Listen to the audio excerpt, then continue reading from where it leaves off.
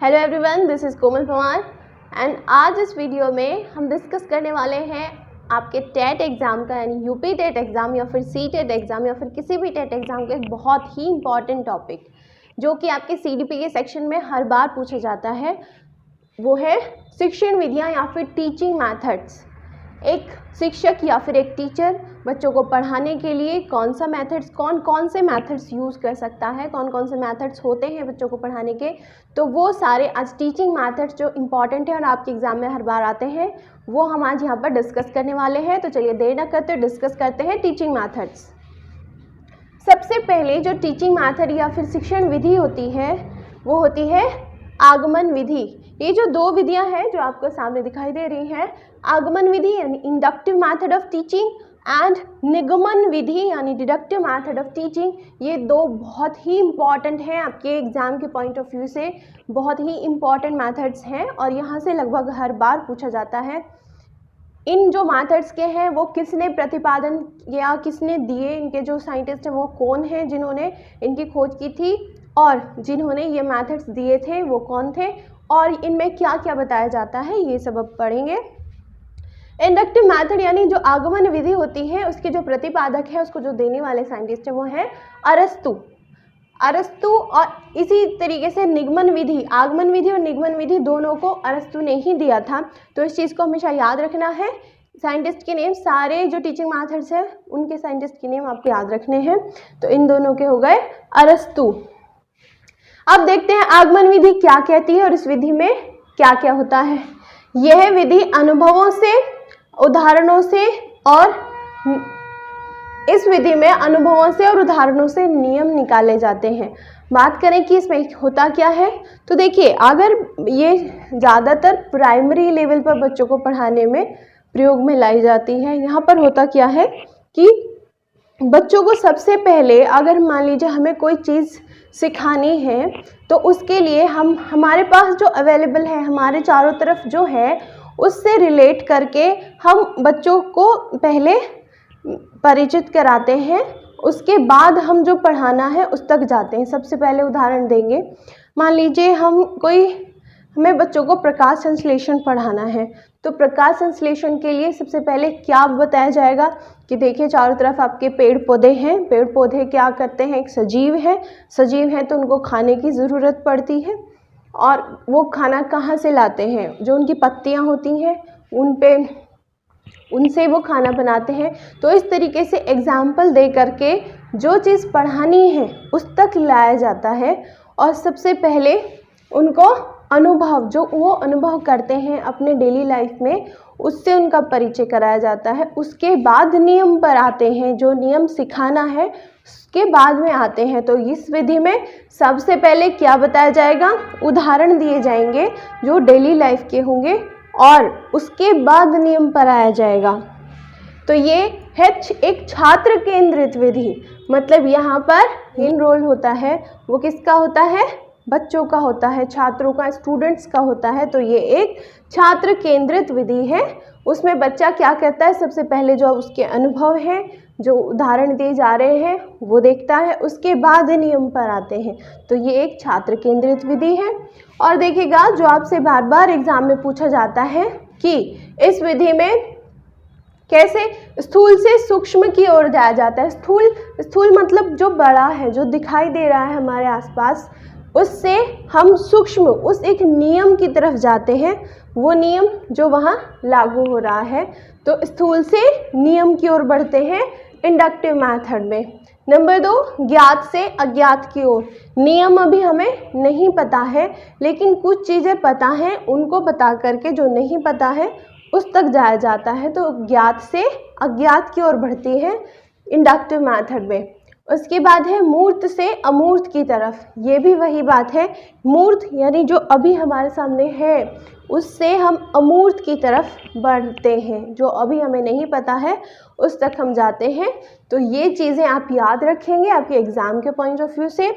Second जो method है वो है डिडक्टिव मेथड या फिर निगमन विधि।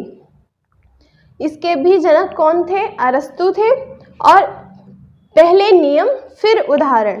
तो देखिएगा आगमन विधि अगर आप अच्छे से समझ गए हैं तो निगमन विधि जस्ट उसका उल्टा कर देना है। निगमन विधि में बिल्कुल आगमन विधि का उल्टा होना है। वहाँ पर हम पहले उदाहरण देते थे, बाद में नियम आता था, और निगमन विधि में पहले नियम बता दिया जाएगा। जैसे मैथ्स है आपके पास, मैथ्स में आपको कोई फॉर्मूला दे दिया गया है और उसके बाद उसके बेस्ड क्वेश्चंस दे दिए गए हैं कि इस फॉर्मूले पे बेस्ड ये क्वेश्चंस करने हैं। तो नियम आपको पहले बता दिया गया है और उसके बाद उदाहरण आते हैं, ठीक है। तो ये विधि होती है निगमन विधि, और इसमें जो मेन काम होता है वो शिक्षक का होता है। शिक्षक पहले नियम बताता है, उसके बाद छात्र जो है, जो स्टूडेंट्स हैं, वो आगे उदाहरण करते हैं या क्वेश्चन करते हैं या आगे बढ़ते हैं। तो ये एक शिक्षक केंद्रित विधि है। जो निगमन विधि है वो एक शिक्षक केंद्रित विधि है, टीचर सेंटर्ड मेथड है, और इसमें नियम से उदाहरण की तरफ बढ़ते हैं। तो दो चीज़ें यहाँ पर पता चली हैं आपको। फिर नेक्स्ट देखिएगा, बिल्कुल जस्ट जो पॉइंट्स हमने यहाँ पर जाने हैं उनको उल्टा कर देना है। यहाँ पर सूक्ष्म से स्थूल की ओर, सूक्ष्म क्या है, वो नियम है जो अभी तक हम नहीं जानते थे, उससे हम स्थूल की तरफ बढ़ रहे हैं। बहुत सारी ऐसी प्रॉब्लम्स आएंगी जो हमारे डेली लाइफ में होती हैं, और पहले हमें नियम पता चलेगा, फिर हम उन प्रॉब्लम्स की तरफ बढ़ेंगे। तो स्थूल से सूक्ष्म से स्थूल की तरफ। इसी तरह से अज्ञात से ज्ञात की ओर। सबसे पहले जब हमें नियम का पता चलेगा, रूल का पता चलेगा, तो वो अभी तक हमें नहीं पता था, लेकिन जब हम उस रूल को क्वेश्चंस में अप्लाई करेंगे तो देखेंगे कि वो क्वेश्चंस जो हमारे डेली लाइफ में हो रहे थे वो आसानी से उस नियम से हो जाएंगे। तो मतलब जो एक अज्ञात चीज़ थी उससे हम ज्ञात की ओर बढ़ रहे हैं, जो प्रॉब्लम्स थी उनको सॉल्व कर रहे हैं, और इसी तरह से नियम से उदाहरण की तरफ हम इसमें बढ़ते हैं। तो ये कुछ पॉइंट्स हैं, ये याद रखने हैं, और इनके जनक और इनके ये पॉइंट्स याद रखने। और ये जो शुरू के दो मेथड्स हैं वो बहुत ही इम्पॉर्टेंट है, इंडक्टिव और डिडक्टिव मेथड।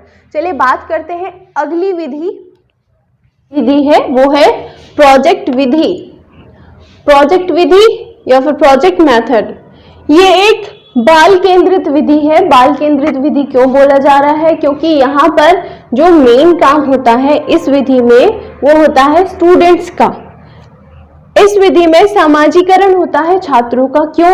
क्योंकि होता क्या है, इस विधि में जो शिक्षक होते हैं, जो टीचर्स होते हैं, वो बच्चों को कोई प्रोजेक्ट दे देते हैं। जैसे कि उन्हें कुछ पढ़ाना है, आज कुछ सिखाना है, उसका कोई प्रोजेक्ट बच्चों को दे दिया गया है कि आप जाइए ग्रुप में, पूरी क्लास जो है उसमें छोटे छोटे ग्रुप्स बना लीजिए, या फिर सारी क्लास ही एक ग्रुप में जाइए, और बाहर से इसके जो जिस चीज़ को बताया गया है उसका बाहर से जो भी आपको मिले, जो भी आप सीखते हैं इस बारे में, वो इकट्ठा करके लेके आइए। तो वहाँ पर क्या होगा, बच्चों में क्या सामाजिकरण की भावना विकसित होगी, एक साथ मिल करके ग्रुप्स में काम करेंगे, और क्या होगा, जो बाहर जो हमारे वातावरण में जो हमारे चारों ओर चीज़ें होती हैं उनसे बच्चों को खुद का सीखना जो होता है वो डेवलप होता है। तो इस विधि में क्या होता है, बच्चे खुद अपने दिमाग से लगा करके वहाँ पर क्वेश्चन को या फिर उस चीज़ को जो सीखनी है उसको सीखने का प्रयास करते हैं। ठीक है, तो ये है प्रोजेक्ट मेथड, और वहाँ पर बच्चों के ऊपर कोई प्रेशर नहीं होता कि आपको ऐसे काम करना है, वैसे काम करना है। वो स्वतंत्र रूप से अपने दिमाग को विकसित करते हुए वहाँ पर कार्य करते हैं और सीखते हैं चीज़ों को। तो ये होता है प्रोजेक्ट विधि, जिसके जनक कौन थे, किलपैट्रिक। तो ये याद रखना है कि किसने दी थी प्रोजेक्ट विधि, किलपैट्रिक ने, कि स्वतंत्र रहकर बच्चे समूह में कार्य करते हैं, उनको प्रोजेक्ट दिया जाता है जो सीखना है शिक्षक द्वारा। तो अगली विधि जो है वो है प्रत्यक्ष विधि, डायरेक्ट मेथड। इसमें क्या होता है कि ये जो मेथड है, ये जो विधि है, वो भाषा शिक्षण में काम आती है। यहाँ पर भाषा का जो व्याकरण है उसके नियम नहीं बताए जाते हैं, बिना नियम बताए गए, व्याकरण के बिना नियम बताए ही भाषा सिखाई जाती है इस विधि में, प्रत्यक्ष मेथड में। वो कैसे, वार्तालाप के माध्यम से, कोई नियम, कोई रूल्स रेगुलेशंस वहाँ पर नहीं बताए जाएंगे, भाषा के वहाँ पर केवल वार्तालाप के माध्यम से भाषा सीखने की जो विधि होती है वो होती है डायरेक्ट मेथड या फिर प्रत्यक्ष विधि। अगली विधि की बात करें तो ये है विश्लेषण विधि। जैसे अभी हमने आगमन विधि और निगमन विधि पढ़ी, मोस्ट इम्पॉर्टेंट है, जो बार बार पूछी जाती है। उसी तरीके से विश्लेषण विधि और संश्लेषण विधि ये भी आपके एग्जाम में बहुत बार आती हैं, मोस्ट इम्पॉर्टेंट है। तो इनके जो जनक है वो है Edward Armstrong. Edward Armstrong Armstrong ही संश्लेषण विधि के और विश्लेषण विधि के भी जनक हैं, तो ये याद रखना है। तो यहाँ पर देखिएगा विश्लेषण विधि में क्या किया जाता है, मान लीजिए कोई प्रॉब्लम है जिसको सॉल्व करना है, जिसको टीचर को पढ़ाना है, तो वो क्या करते हैं, एक मैथ्स का कोई क्वेश्चन है आपके पास, उसमें एक बड़ा क्वेश्चन है, उसको छोटे छोटे पार्ट्स में करके कर लेते हैं। बड़ी समस्या को छोटे छोटे पार्ट्स में करके पहले उन छोटे छोटे पार्ट्स को सॉल्व करते हैं और फिर उन सबको जोड़ देते हैं, जिससे बड़ी जो हमारे क्वेश्चन था, बड़ी जो समस्या थी वो सॉल्व हो जाती है। तो ये जो विधि है कि बड़ी समस्या को छोटे छोटे भागों में तोड़ लेना, तब उन छोटे भागों को सॉल्व करना, इस विधि को कहते हैं विश्लेषण विधि। समस्या को छोटे छोटे भागों में बांटकर समझाना, ये होती है विश्लेषण विधि। अब आगे है, अगली जो विधि है वो है संश्लेषण विधि। इसमें क्या होता है कि जब हमने विश्लेषण विधि के द्वारा एक बड़ी समस्या को छोटे छोटे भागों में तोड़ लिया तब और उनको सॉल्व कर लिया, तब उन छोटे छोटे जो सॉल्व्ड पार्ट्स हैं बड़ी समस्या के, उनको हम जोड़ते हैं जिससे बड़ी समस्या का हल मिले। तो वो जो जोड़ना होता है वो आता है संश्लेषण विधि के अंतर्गत। तो दोनों विधियां एक दूसरे से जुड़ी हुई हैं, पहले विश्लेषण करते हैं, फिर उस समस्या के भागों को जोड़ करके संश्लेषण करते हैं। दोनों विधियों के जो जनक है वो एडवर्ड आर्मस्ट्रॉन्ग है, ये याद रखना है। तो मोस्ट इम्पॉर्टेंट विधियां हैं। चलिए बात करेंगे अगली विधि के बारे में। शिक्षण की अगली विधि यानी अनुकरण विधि। अनुकरण विधि नाम से ही जैसे पता चल रहा है, जिस विधि में अनुकरण किया जाता है। अनुकरण मतलब नकल करना। किसकी नकल करना? अगर बच्चे सीख रहे हैं और कौन सिखा रहा है? शिक्षक यानी टीचर सिखा रहा है, तो किसकी नकल करेंगे? अगर उन्हें सीखना है तो किसकी नकल करके सीखेंगे? शिक्षक की। जिस विधि में शिक्षक कुछ सिखाता है और जैसे शिक्षक बोल रहा है, जैसे कुछ भी पढ़ रहे हैं, बोल रहे हैं, कर रहे हैं, उनकी नकल करके बच्चे जब कुछ सीखते हैं, तो ये जो शिक्षण की विधि है वो अनुकरण विधि कहलाती है। अगली बात करें अगली विधि की, तो अगली विधि है व्याख्यान विधि यानी लेक्चर मेथड, जहाँ पर शिक्षक जो है, टीचर जो है, वो किसी भी विषय के एक टॉपिक का लेक्चर देते हैं और वो लेक्चर बच्चे सुनते हैं और सुन करके सीखते हैं। तो ये है जो टीचिंग का सबसे पुराना मेथड है, सबसे प्राचीन विधि है शिक्षण की। कौन सी? व्याख्यान विधि। और इसमें क्या होता है, केवल और केवल बच्चों का कोई रोल नहीं होता, बच्चे केवल बैठे रहते हैं और सुनते रहते हैं। शिक्षक जो होता है, टीचर जो होता है, वो सामने लेक्चर देते रहते हैं और बच्चे बस सुनते रहते हैं, कोई काम नहीं करते हैं। वहाँ पर जो पूरा काम होता है शिक्षक का होता है, इसलिए इसको शिक्षक केंद्रित विधि कहते हैं। टीचर सेंटर्ड मेथड होता है ये। आज के समय में ये कम से कम प्रयोग में लाई जाती है, क्योंकि ऐसी विधियां ज़्यादा प्रयोग में लाई जाती हैं जहां पर बच्चे एक्टिव रहें और अपने एक्टिवेशन से वो सीखें। ठीक है, तो प्रैक्टिकल नॉलेज पर ज़्यादा जोर दिया जाता है आज के समय में। तो लेक्चर मेथड है ये, कम से कम आपके एग्ज़ाम में अगर ऐसा कुछ आ रहा है तो वहाँ पे बहुत कम चांसेस होते हैं कि उसका आंसर लेक्चर मेथड हो। तो बस लेकिन जानना ज़रूरी है, लेक्चर मेथड में टीचर सेंटर्ड मेथड होता है, शिक्षक केंद्रित विधि, और शिक्षक क्या करते हैं, लेक्चर देते हैं और उस लेक्चर को सुन करके बच्चे सीखते हैं। तो अगली विधि की बात करें, मारिया मोंटेसरी विधि। ये भी एक प्राचीन विधि है। इसमें मारिया मोंटेसरी नाम की जो एक टीचर थी, उन्होंने, जो इटली की रहने वाली थी, उन्होंने इसके जनक मानी जाती हैं।